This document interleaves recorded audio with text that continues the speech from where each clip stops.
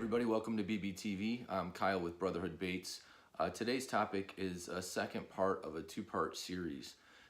This is more advanced, higher level techniques that you can implement when tuning your baits. If the basics that we showed you in part one aren't really getting it done and giving you what you need in tuning your bait or giving your bait the swim that you'd like for it to have, these might be things that you want to consider and could possibly implement in order to correct your issue or improve the action of your bait. We were fishing with Kevin Goldberg again, and Kevin is bringing us this information. So hope you like the video. If you like what you're seeing, definitely subscribe to our future videos. Otherwise, enjoy this clip. Thanks. Okay, and now for our part two of our tuning lures segment. And this one's going to be on what I like to call advanced tuning techniques that some people may know, but a lot of them probably maybe haven't experimented with this yet. And this is for when you're really having a tough time, or your bait, you tried the first two tactics we talked about before to try to tune it and it didn't work, or the bait's flipping out of the water. The first thing I do if I put a bait in and it's flipping, coming right out of the water, first thing I do is turn the bait over and make sure that these screw eyes are actually lined up, whether it's hook hangers for if you got wire through bait and it's the hangers, or it's the screw eyes. Make sure that those are actually, parallel with each other. Make sure they're in line, because sometimes you'll look and this will either be, it could be off-centered a bit. You might look and it's like this, see? And if it's just like that alone, that acts like a rudder and it'll throw the bait off. So a lot of times it's just that. I'll grab it and make sure those are back. Sometimes, depending on how it is, you might look and the bait might be, maybe you'll look at those eyes and maybe one of them will be like this. So sometimes you actually have to grab it, grab the eye and actually bend it, like totally twist it back to get it so it's straight. But that's the first thing I check, to make sure those eyes or hangers are in line with each other.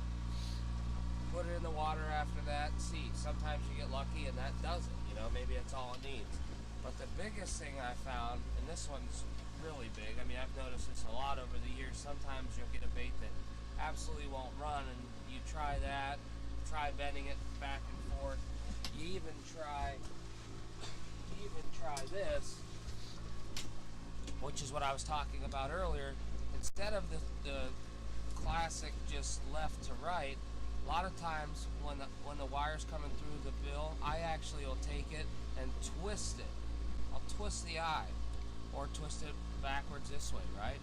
Either way, sometimes that does it. That's another step that you could try, actually seeing it on a lip with a bait with a diving lip. But the biggest one is this. A lot of times when you look, the eye, you gotta look at it like this, and the toe eye will be actually, the biggest problem for sure is that they're too high. Well, when they're too high, it doesn't create enough pressure from the water, and it actually just rolls around back there. So what you have to do, you could use lineman's pliers or just some type of blunt nose plier and actually put pressure right on the wire, right? Bend it in a little bit. That's just so you get some clearance. Once you put pressure on it, then you can pull it down. So now you grab the actual wire, okay, like that, and actually pull it. You can see it moving right now. Watch the height of that eye. See that?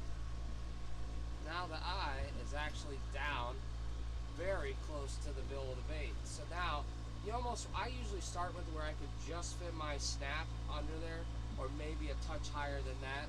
But the nice thing is, once you have the wire where you can move it, now you can adjust it just with the pliers. I put the plier on the lip, and I'll just, if I pulled it down too much and now it doesn't have enough action, I'll actually start putting it back up. So you adjust the height. And once you get the height where it's at, there's two things you can do. So you'll play with that height until the bait has enough action for you, but it's also no longer, obviously, coming out of the water. And when that's set, there's two things you can do. The first one is, sometimes I take them and I just take the wire that I have the height adjusted now, and I'll tweak it, just like that. And when you tweak it, now it will no longer, it can't move up and down. That's the main thing, because otherwise, once you attach your leader, put pressure on it, start trolling 4 miles an hour, it's going to move again. So you need it to quit moving. So that's the first way you could do it, the easiest way. If you get lucky, just tweak it, and sometimes it's done. But if you can't, if that doesn't work, and it's not tweaking the way you want it, once you get the eye height like you want, just take a bigger split shot, like a good size split shot, obviously one that the actual crack of the shot will fit that wire. Put it over the wire, now it's tight, pinned right to the back of the lip, and then just crimp the split shot right on the wire itself, and that eye will never move again. Sometimes it even brings more action to the bait as well, having that extra weight right at the nose. Okay, one more technique we'd like to talk about for the advanced tuning segment would be if you have a bait that actually with the eye that's high enough you can get pliers in, but when you put the bait in, there's two ways I decide which way to go with this. If you put the bait in the water and you're trolling it, let's say 4.5 miles an hour kind of thing or faster, and you notice it does not have enough action. It seems like it's a little bit lazy or slow as far as the action you're looking for. What you could do is just put the long bent nose pliers in right through the eye, grab the lip, and actually bend the eye, bend it forward, okay?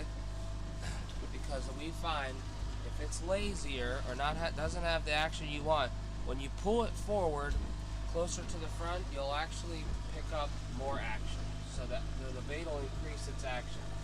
Now the flip side of that is sometimes you have baits that when you're trolling fast, they get a little wild, they may be wandering really hard, and they're pounding so hard that they actually are coming up, or you'll see them on their side breaking the surface. When that's the case, if you got a bait that's doing that, you do just the opposite. That eye is probably just a little bit too far forward, so now you take it, same thing, put pressure in it, and you bend the eye right towards the nose of the bait. So you pull it like this and bend it back. Now it might look strange sometimes. I have baits that people would think, wow, is that even gonna run?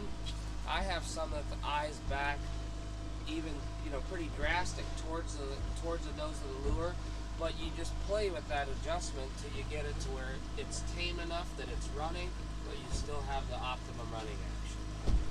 That's pretty much it as far as advanced tuning goes. Hopefully some of these techniques will help you guys.